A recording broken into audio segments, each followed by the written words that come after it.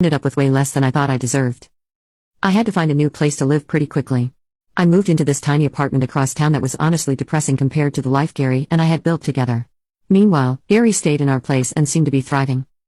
Within a month of me moving out, I heard through mutual friends that his affair partner had basically moved in with him. Seeing them together was torture. They'd show up at the same restaurants and coffee shops Gary and I used to go to, looking completely comfortable and happy together. What really got to me was how different Gary seemed with her. He was more animated, more confident, more engaged than I'd seen him in forever. I tried dating, but it was a disaster.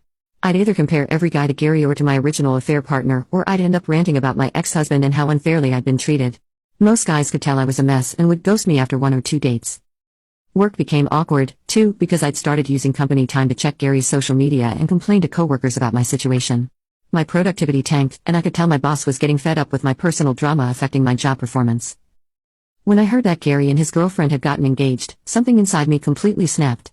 I started posting passive-aggressive stuff on social media about people who cheat on their spouses and then play victim. I'd share articles about emotional manipulation and tag mutual friends, hoping they'd realize what Gary had really done to me. But my social media campaign backfired spectacularly. Instead of people rallying to support me, they started distancing themselves even more.